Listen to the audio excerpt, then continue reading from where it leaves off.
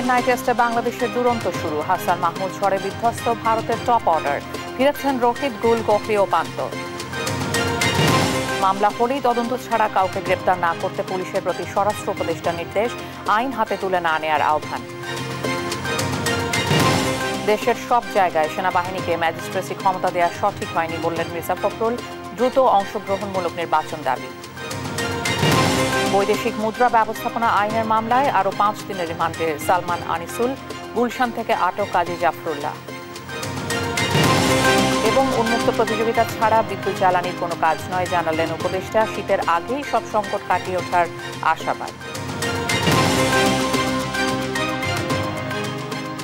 দেখছিলেন শিরোনাম সংবাদ। দুপুরের সঙ্গে আছি আমি শিখা আজিজ।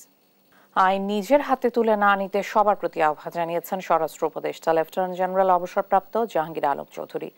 সকালে ডিএমপি হেডকোয়ার্টারে এক মতবিনিময় সভায় কথা বলেন তিনি। কেউ দোষী হলে তাকে আইনের হাতে সোপর্দের আহ্বান জানিয়ে উপদেষ্টা বলেন, তদন্ত ছাড়া কাউকে গ্রেপ্তার করা যাবে না, শুধু দোষীদেরই মামলায় আসামি করতে হবে। মামলায় অনেক নাম থাকায় তদন্তে সময় লাগছে বলেও জানান তিনি। কোনো মানুষ যাতে হয়রানির শিকার না হন সেদিকে সতর্ক থাকার পাশাপাশি ঘুষ দুর্নীতিতে না জড়াতে পুলিশ সদস্যদের প্রতি আহ্বানও জানান উপদেষ্টা।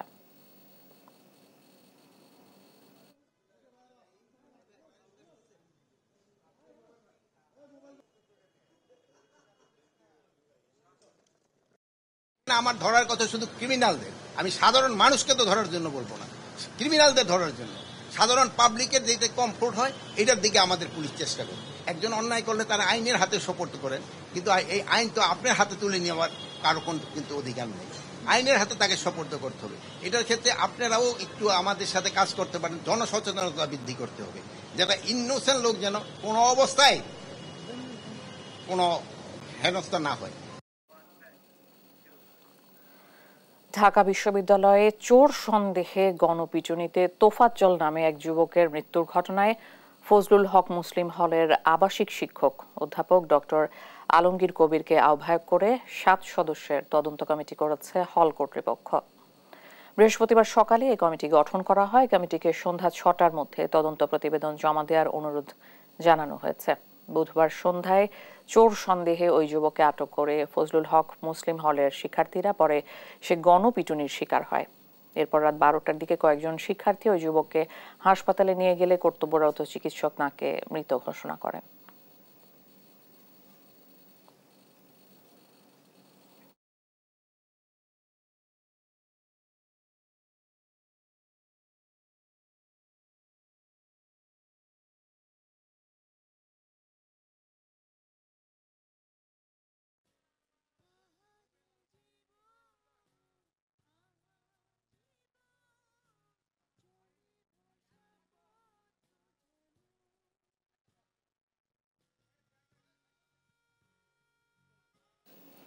এবার বৈদেশিক মুদ্রা নিয়ন্ত্রণ আইনের মামলায় সালমান এফ রহমান ও আনিসুল হককে আরো 5 দিনের রিমান্ডে দিয়েছে আদালত।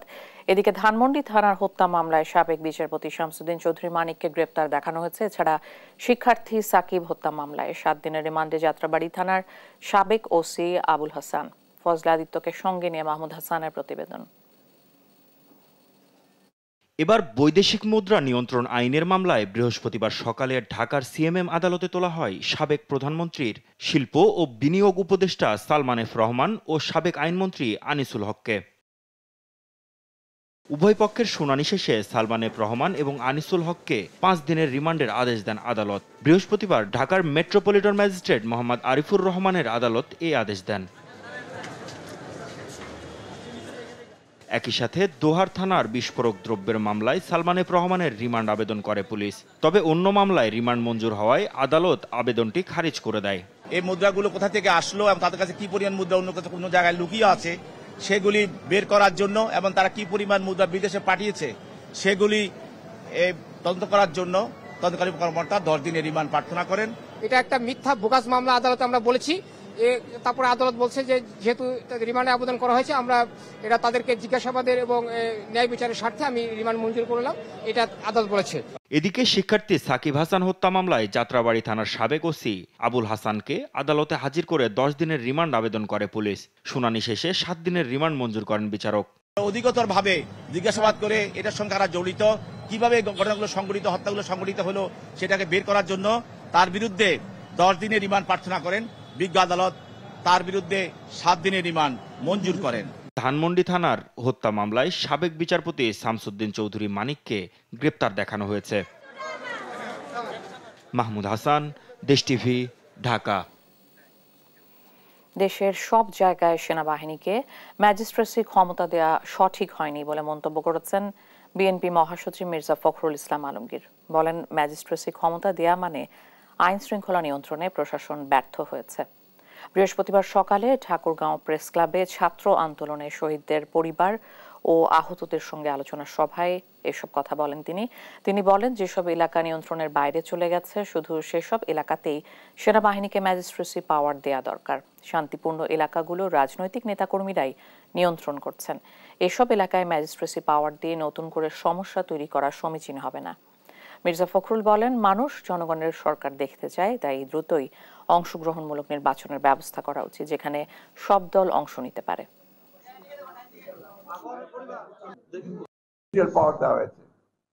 ভালো কথা, তার মানে প্রশাসন ফিল করছে, law and order situation maintain করছে, তাই তো নাকি? নাহলে ম্যাজিস্ট্রেসি পাওয়ার দেওয়া হয়েছে মানে অন্যান্য কাজ করছে না। ম্যাজিস্ট্রেসি পাওয়ার আমি মনে করি যে সেই সমস্ত এলাকাতে দেওয়া দরকার যে সমস্ত এলাকাতে নিয়ন্ত্রণের বাইরে চলে গেছে, কিন্তু যে সমস্ত এলাকাতে পিসফুল আছে, শান্তিপূর্ণ আছে, যেখানে রাজনৈতিক নেতা কর্মীরাই সমস্ত বিষয়গুলোকে নিয়ন্ত্রণ করছেন, সেইখানে এই ম্যাজিস্ট্রেসি পাওয়ার দিয়ে আবার নতুন সমস্যা তৈরি করা সম্মুখীন হবে না, বুদ্ধিমানের কথা। আওয়ামী লীগের প্রেসিডিয়াম সদস্য কাজী জাফরুল্লাহকে গ্রেপ্তার করেছে আইন শৃঙ্খলা বাহিনী, তবে কোনো মামলায় গ্রেপ্তার দেখানো হয়েছে তা জানানো হয়নি। বুধবার দিবাগত রাতে তাকে রাজধানীর গুলশান এলাকা থেকে গ্রেপ্তার করা হয়। ছাত্র জনতার আন্দোলন দমনে গণহত্যায় সম্পৃক্ততার অভিযোগ করা বেশ কয়েকটি মামলার অন্যতম আসামি কাজী জাফরুল্লাহ। তার কোনটিতে গ্রেপ্তার দেখিয়ে আদালতে নেওয়া হতে পারে। জাফরুল্লাহ আওয়ামী লীগের প্রেসিডিয়াম সদস্য এবং ফরিদপুর 5 আসনের সাবেক সংসদ সদস্য।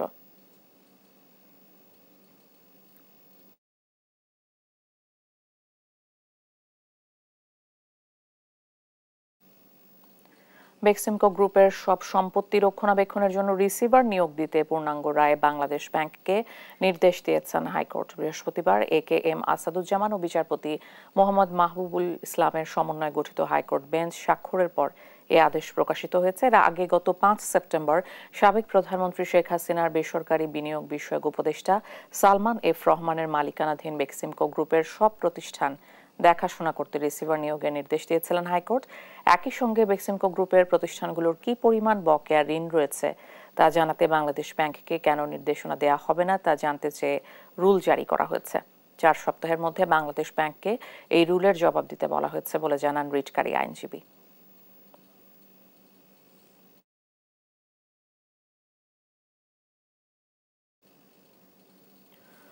লোডশেডিং অনেকটা কমে এসেছে জানিয়ে জ্বালানি উপদেষ্টা ফাউজুল কবির খান বলেছেন, ডলার সংকটের কারণে জ্বালানি আমদানি কমে যাওয়ায় বিদ্যুৎ উৎপাদন ব্যাহত হয়েছে। দুপুরে সচিবালয়ে এক ব্রিফিংয়ে এ কথা বলেন তিনি। আগামী শীতের আগেই সব সংকট কেটে যাবে জানিয়ে উপদেষ্টা বলেন, বিদ্যুৎ খাতের সংকট সমাধানে বিশ্ব ব্যাংকের কাছে $1 বিলিয়ন সহায়তা চাওয়া হয়েছে। ভোলায় 2 TCF গ্যাস মজুদ আছে উল্লেখ করে তিনি জানান, দেশে আরও 100 কূপ খননের চেষ্টা চলছে। আগামীতে উন্মুক্ত প্রতিযোগিতা ছাড়া বিদ্যুৎ ও জ্বালানি খাতে কোনো কাজ হবে না বলেও সাফ জানিয়ে দেন তিনি।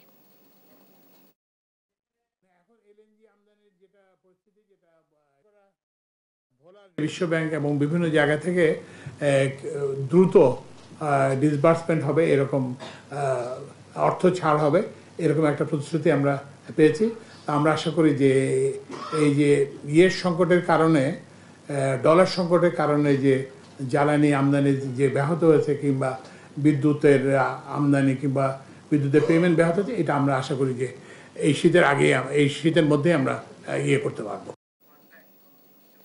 চলতি অর্থবছরে বাংলাদেশকে $2 বিলিয়ন বা এর বেশি অর্থ সহায়তা দেবে বিশ্বব্যাংক। এর মধ্যে বাজেট ও বড় প্রকল্পের সহায়তা রয়েছে। সকালে সচিবালয়ে অর্থ উপদেষ্টা ডক্টর সালেহুদ্দিন আহমেদের সঙ্গে বৈঠক শেষে এই কথা বলেন সংস্থাটির দক্ষিণ এশিয়া অঞ্চলের ভাইস প্রেসিডেন্ট মার্টিন গ্রেজার। আর অর্থ উপদেষ্টা বলেন বিশ্বব্যাংকের প্রতিনিধিদের সঙ্গে ইতিবাচক আলোচনা হয়েছে। বাজেট সহায়তা, বিদ্যুৎ ও জ্বালানি ও রোহিঙ্গাদের সহায়তার বিষয়ে গুরুত্ব দেওয়া হয়েছে।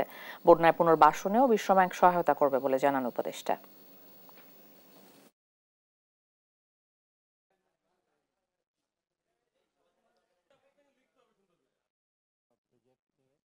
এবং ওয়ার্ল্ড ব্যাংকের সাথে সাথে অন্যান্য ডোনারের ব্যাপারে ওরা বলেছে একসাথে কোঅর্ডিনেট করবে এবং ফান্ড, কারিগরি সহায়তা এবং অন্যান্য ব্যাপারে তাদের কোনো কার্পণ্য থাকবে না, এটা। আর দ্বিতীয় হলো যে আমরা রিফর্ম করছি ব্যাংকিং সেক্টরে, তারপর এক্সপোর্ট প্রমোশন, এগুলো নিয়ে ওখানে ওরা ইস্যু করবে, আমাদের এসে সাহায্য করবে। বিশেষ করে প্রাইভেট সেক্টরে যে ইনভেস্টমেন্ট বাড়ানো, ওদের ব্যবসা বাণিজ্যের সুবিধা এবং ওদের নানা রকম যদি প্রবলেম থাকে সেইগুলির ব্যাপারে আমরা আলাপ হয়েছে এবং ওরা দেয়ার অ্যাওয়ার। আমরা যে সংস্কারগুলি করছি এই ব্যাপারে তারা মোটামুটি কনভিন্স এবং এটা আমরা সহায়তা করি। ফজলুল হক হলে চোর সন্দেহে যুবককে পিটিয়ে হত্যার ঘটনায় ব্রিফ করছেন ঢাকা বিশ্ববিদ্যালয়ের প্রক্টর।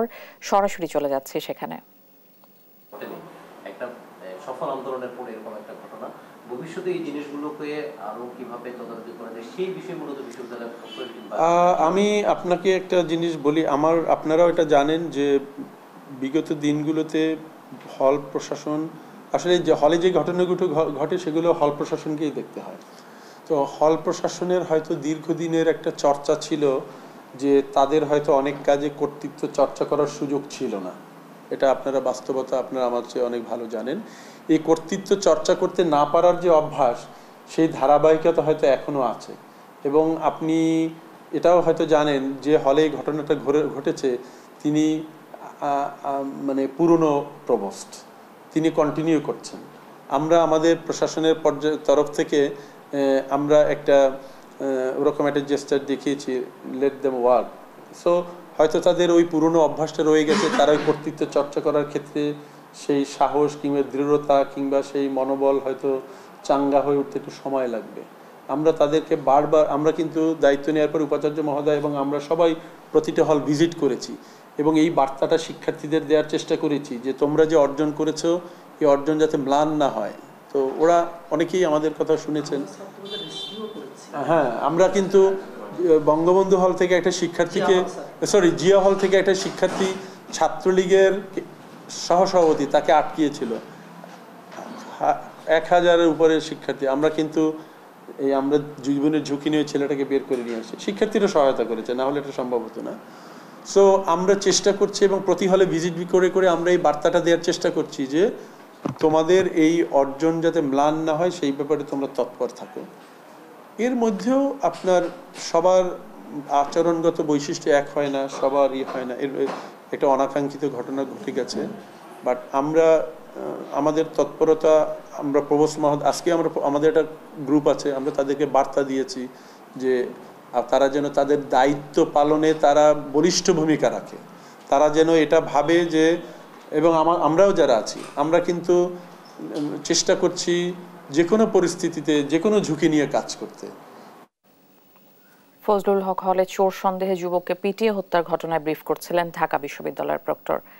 শত কোটি টাকা চাঁদা দাবির অভিযোগে সাবেক সেনাপ্রধান জেনারেল আজিজ, তার ভাই হারিস ও জোসেফ সহ 5 জনের বিরুদ্ধে মামলা হয়েছে। ঢাকার সিএমএম আদালতে এই মামলা করেন Japan Bangladesh security printing and পেপারসের চেয়ারম্যান সেলিম প্রধান।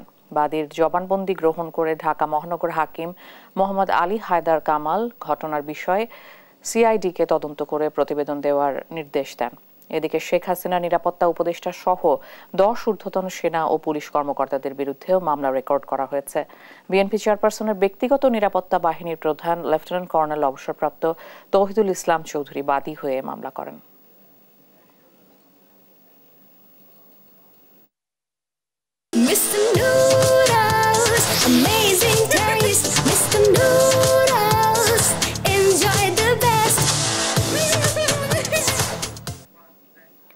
শেখ হাসিনার ভারতে পালিয়ে যাওয়ার ৪৫ দিন পেরিয়ে গেছে, তবে বর্তমানে তার স্ট্যাটাস কি এ সম্পর্কে অফিসিয়ালি ভারতের কাছে এখনো জানতে চায়নি অন্তর্বর্তী সরকার। দুদেশের বিশ্লেষকরা বলছেন, প্রত্যর্পণ চুক্তি অনুযায়ী ভিসা ছাড়াই কোনো লাল পাসপোর্টধারী ৪৫ দিন পর্যন্ত বৈধভাবে ভারতে অবস্থান করতে পারেন। এরপরও সাবেক আমলা বা কূটনীতিক পরিচয়েও শেখ হাসিনাকে সর্বোচ্চ ৬ মাস আশ্রয় দিতে পারবে মোদি সরকার। তবে চুক্তি বাতিল করলে ফেরত দেওয়ার আর বাধ্যবাধকতা থাকবে না। বিস্তারিত জান্নাতুল মোহনার প্রতিবেদনে। শেখ হাসিনা পালিয়ে গেছে, শেখ হাসিনা নাই, শেখ হাসিনা চলে গেছে, শেখ হাসিনা পালায় না। ৫ আগস্ট ২০২৪ গণ অভ্যুত্থানের মুখে দেশ ছেড়ে ভারতে পালিয়ে যান বাংলাদেশের সাবেক প্রধানমন্ত্রী শেখ হাসিনা। তখন তার কাছে ছিল কূটনৈতিক লাল পাসপোর্ট। ভারতের ভিসা নীতি অনুযায়ী যেসব বাংলাদেশের কূটনীতিক লাল পাসপোর্ট আছে তারা ভিসা ছাড়াই প্রবেশ এবং সর্বোচ্চ ৪৫ দিন অবস্থান করতে পারবেন। ইতোমধ্যে অন্তর্বর্তী সরকার তার কূটনৈতিক পাসপোর্ট বাতিল করেছে। এতে প্রশ্ন উঠেছে, কোন স্ট্যাটাসে ভারতে অবস্থান করছেন শেখ হাসিনা? কতদিনই বা তাকে আশ্রয় দেবে মোদি সরকার? ২০১৩ সালের ভারত বাংলাদেশ প্রত্যর্পণ চুক্তির আওতায় শেখ হাসিনাকে ফেরানোর সুযোগ থাকলেও মোদি সরকারের হাসিনা প্রীতির কারণে তৈরি হয়েছে নানা শঙ্কা।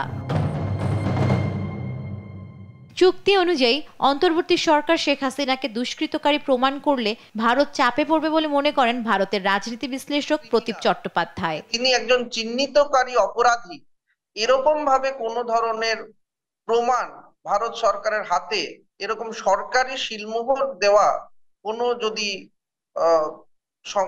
যোগাযোগ স্থাপন করে, তাহলে আমার মনে হয় ভারত সরকারকে অনেকটা বেশি চাপে ফেলা যাবে। তবে রাজনৈতিক প্রতিহিংসার অজুহাত দেখিয়েও ভারত শেখ হাসিনাকে রেখে দিতে পারে বলে জানান কূটনীতি বিশ্লেষক মোহাম্মদ নুরুজ্জামান। একটা রাজনৈতিক কালার দেওয়ার চেষ্টা হতে পারে এখানে। ইন্ডিয়া বলতে পারে যে হাসিনাকে বাংলাদেশে পাঠালে ফেয়ার ট্রায়াল হবে না। বাংলাদেশ ইন্ডিয়া এক্সট্রাডিশন ট্রিটির ধারা ২১ উপধারা ৩ এই ধারা বলে তারা পুরো চুক্তিটাই বাতিল করে দিতে পারে। তবে ৪৫ দিন পেরিয়ে গেলেই যে শেখ হাসিনা ভারতে অবৈধ হয়ে পড়বেন তেমনটা মনে করেন না প্রদীপ। জানান, সাবেক আমলার স্ট্যাটাসেও ৬ মাস আশ্রয় দিতে পারে ভারত। ৪৫ দিন পেরিয়ে যাওয়ার পরেও আরো ধরুন ৬ মাস হতে যত দিন বাকি থাকে, তারা তাদেরকে এই শেল্টারটা দেয় প্রাক্তন আমলা হিসাবে এবং যাদের সঙ্গে ভারতবর্ষের সুসম্পর্ক বজায় আছে। আর শেখ হাসিনাকে ফিরিয়ে না দিলে বাংলাদেশে ভারত বিরোধী মনোভাব বেড়ে যাওয়ার আশঙ্কা করছেন মোহাম্মদ নুরুজ্জামান। এতে দ্বিপক্ষীয় সম্পর্কেও নেতিবাচক প্রভাব পড়তে পারে। শেখ হাসিনাকে যদি বিচারের জন্য হস্তান্তর করা না হয়, এক্সট্রাডাইট করা না হয়, সেক্ষেত্রে হয়তো আমার ধারণা এটা যে ইন্ডিয়া বাংলাদেশ রিলেশনসের উপর নেতিবাচক প্রভাব ফেলবে। বাংলাদেশের আহ্বান উপেক্ষা করে শেখ হাসিনাকে ফিরিয়ে না দিলে আন্তর্জাতিক অঙ্গনে ভারতের ভাবমূর্তি ক্ষুণ্ণ বলে মনে করেন বিশ্লেষক। বাংলাদেশের কাছে ইন্ডিয়ার যতটা না প্রয়োজন, তার চেয়ে ইন্ডিয়ার কাছে বাংলাদেশের প্রয়োজনটা অনেক বেশি। জান্নাতুল মোহনা, দেশ টিভি, ঢাকা। সমান্তরালভাবে দেশের ভঙ্গুর রাজনীতি ও অর্থনীতি ঠিক করতে হবে সুনির্দিষ্ট পদক্ষেপের মাধ্যমে। প্রাতিষ্ঠানিক দুর্বলতাগুলো দ্রুতই দূর করতে হবে। এমন রাজনৈতিক ও অর্থনৈতিক টালমাটাল সময় দিতে হবে দেশের সকল শ্রেণী পেশার মানুষকে আস্থার বার্তা। দেশ টিভির মুখোমুখি হয়ে বরেণ্য অর্থনীতিবিদ হোসেন জিল্লুর রহমান জানিয়েছেন তাঁর ভাবনা। বিস্তারিত ইফতেখার রেজা রিপোর্টে। দেশের তৃণমূল পর্যায়ের বিশেষ করে শ্রমিক কৃষক উদ্যোক্তাদের কথা শুনতে হবে বলে মনে করেন অর্থনীতিবিদ হোসেন জিল্লুর রহমান। সেই সাথে দুর্নীতির পাশাপাশি আর্থিক প্রতিষ্ঠান সহ রাষ্ট্রের সব প্রতিষ্ঠানে বন্ধ করতে হবে হয়রানি, এমন মত এই অর্থনীতিবিদের। দেশ টিভির সাথে আলাপকালে তিনি এসব কথা বলেন। হয়রানি একটা হচ্ছে দুর্নীতি, আর একটা হয়রানি। আজকে নাই কালকে আসেন, 3 দিন পরে দেখা যাবে আমার এই ইয়েটা দরকার, অন্য কাগজ কই, যে কাগজ দরকার নাই সেটা চাওয়া হচ্ছে। একটু সময় ক্ষেপণ, এই কার্যকর করার যে বিষয়টা সেটা খুব গুরুত্বপূর্ণ।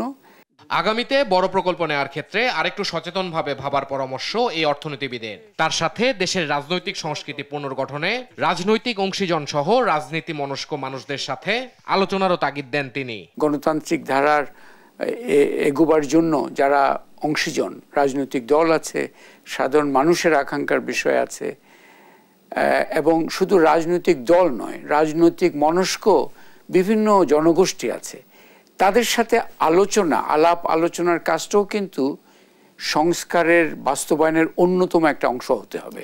নির্বাচনের প্রস্তুতি ও সংঘাত এড়ানোর বিষয়ে হোসেন জিল্লুর রহমান স্থানীয় পর্যায়ের নির্বাচনে দলীয় প্রতীক ব্যবহার না করার পক্ষে মত দেন। এখন থেকে বাংলাদেশে স্থানীয় সরকার নির্বাচনগুলো দলীয় মার্কায় হবে না। এই দলীয় মার্কার হওয়ার ফলে স্থানীয় সরকার ব্যবস্থা পুরো একটা সমস্যার মধ্যে নিপতিত হয়েছে।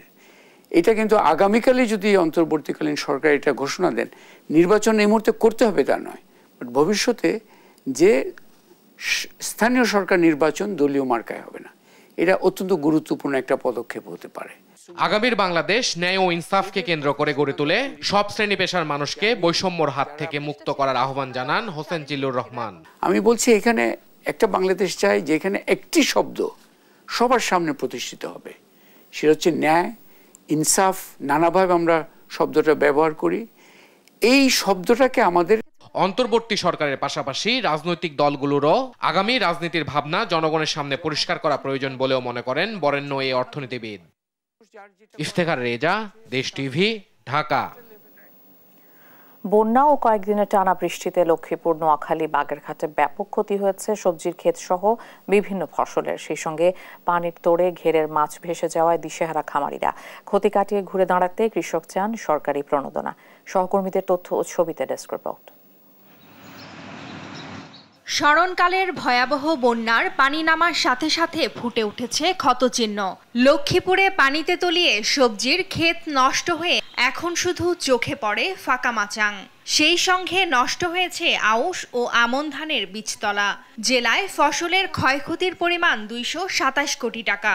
এমন পরিস্থিতিতে এখনো কোনো সহায়তা না পাওয়ার অভিযোগ কৃষকদের। বেগুন, লাউ মনে করেন, আবার জ্বালা, আবার আশদান, আমাদের পড়ায় মনে করেন 2 লাখ, কারোর 2.5 লাখ, কারোর 2 লাখ, এই মিলে মনে করেন সবাই ক্ষয়ক্ষতি হয়েছে। আলদান নষ্ট হয়েছে, বড়ই ক্ষেত্রে শেষ। তারপরে শসা, এগুলা মানে কৃষি কামের কিছুই নাই এখন আর। মিষ্টি কুমড়া, কদু, আইডান, হইডান, সব বড়ি সব নষ্ট হয়ে গেছে। নোয়াখালীর 8টি উপজেলায় 38,000 হেক্টর ফসলি জমি নষ্ট হয়েছে পানিতে তলিয়ে। ক্ষতির তালিকায় সবার ওপরে আমন ধান। এতে চরম বিপাকে পড়েছে চাষিরা। বাগেরহাট জেলায় লাউ, মিষ্টি কুমড়া, চাল কুমড়া, কুশি, করল্লা, শসা, বেগুন গাছের গোড়া পচে গেছে পানিতে। ক্ষতিগ্রস্ত হয়েছে 32 হেক্টর পানের বরজ ও 216 হেক্টর সবজি ক্ষেত। এ ক্ষতি কাটিয়ে ওঠার কোনো উপায় দেখছেন না চাষিরা। প্রায় সবই পানিতে প্লাবিত হয়ে গেছিল এবং অধিকাংশ খামারি নষ্ট হয়ে গেছে। বাগেরহাট জেলারও বাইরে এই সবজি যায়, কিন্তু মানে বৃষ্টির কারণে ডুবে যে ফসলাদির ব্যাপক ক্ষতি, গাছ মরে গেছে। এদিকে নড়াইল সদরের মির্জাপুর, বিছালী পৌরসভার বাহিরডাঙ্গা, কালিয়া, লোহাগড়ার নিম্নাঞ্চল এলাকা পানিতে তলিয়ে গেছে। ভেসে গেছে 2400 পুকুর ও 1547টি ঘের। টাকার অঙ্কে এ ক্ষতির পরিমাণ 70 কোটি টাকা। এতে অনেকটা দিশেহারা ব্যবসায়ীরা। হাইব্রিড জাতীয় মাছের চাষ করতাম, তা আমার হিসাব অনুযায়ী আমি পর্যন্ত যা খরচা করছি, তারপরে দিয়ে মাছটা সবকিছু দিয়ে আমার একটা ধারণা যে 40 লাখ প্লাস টাকার আমার ক্ষয়ক্ষতি হয়েছে। 2 একর গ্যাস ছিল আমার, সব মাছ টানা বৃষ্টিতে একভাবে বাইসে চলে গেছে। তাতে আমি মেলা ক্ষতিগ্রস্ত, একটা মাছও নাই। ক্ষতিগ্রস্তদের একটা নিরূপণ করেছি আমরা, উদ্যতন আমাদের কর্তৃপক্ষের কাছে পাঠিয়েছি, দিয়ে ওখান থেকে আমরা এই বিষয়ে কোনো ধরনের অনুদান বা সহযোগিতা পাওয়া যায় আমরা চাষিদেরকে সহযোগিতা করব। এমন সংকট থেকে ঘুরে দাঁড়ানোই এখন বড় চ্যালেঞ্জ এসব খেটে খাওয়া মানুষের। নিউজ ডেস্ক, দেশ টিভি।